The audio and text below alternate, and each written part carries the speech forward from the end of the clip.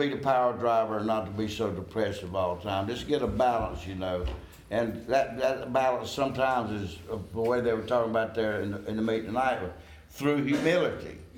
And Ron and I were talking about humility when we first came back in here today. Now, in this book, I just didn't find it, but in this book it talks about humility being the clear recognition of who you are with a sincere desire to be better.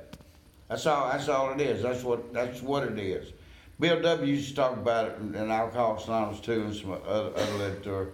He says that good was the enemy of the best. So it's not enough for us just to be good. We have to be the best at whatever we do. And it's sort of an extreme thing, but then alcoholics and addicts are extremists in that.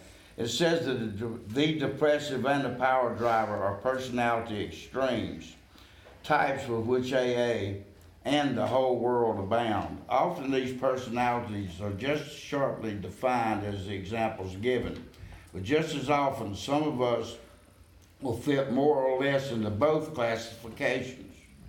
Human beings are never quite alike, so each of us, when making an inventory, will need to determine what his individual character defects are.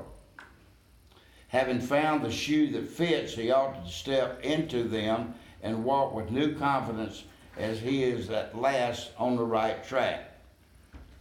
Now let's ponder the need for a list of more glaring personality defects all of us have in varying degrees. To those having religious training, such a list would set forth serious violations of moral principles. Some others will think of this list as defects of character. Still others call it an index of maladjustments. Some will become quite annoyed if there is talk about immorality, let alone sin. But all of us who are in the least reasonable will agree upon one point, that there is plenty wrong with us alcoholics, about which plenty has to be done if we are to expect sobriety, progress, and any real ability to cope with life. To avoid falling into confusion over the names of these character defects, or what they should be called, let's take a universally recognized list of human failings.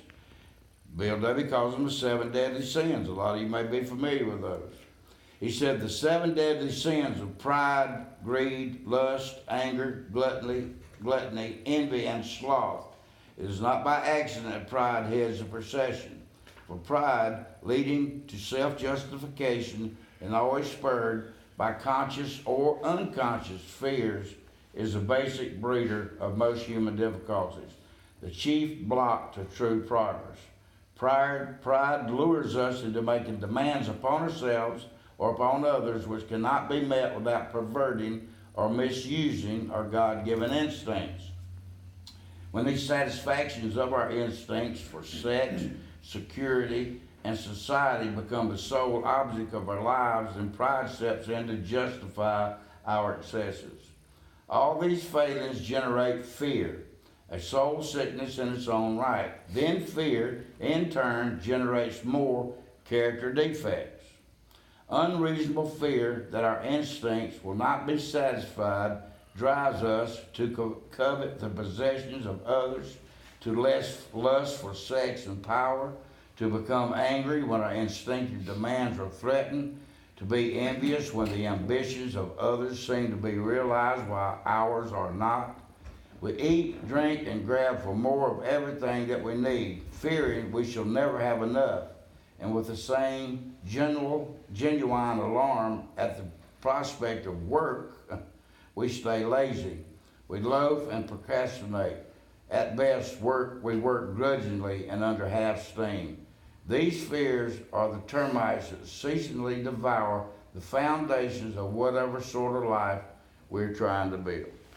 So anybody that knows, when you're doing the inventory, the things that we inventory are the resentments, the fears, and then your sex conduct, basically how you've harmed others. So and when you're doing these, and I know a lot of you are doing these 4th or 5th steps with your sponsor and everything, you don't have to write a novel. You don't have to do any of that stuff that a lot of people end up doing. Just list your resentments, list your fears, and list the people you've harmed. Let's just keep it as simple as that. Basically. Anyway, that's all I got for tonight.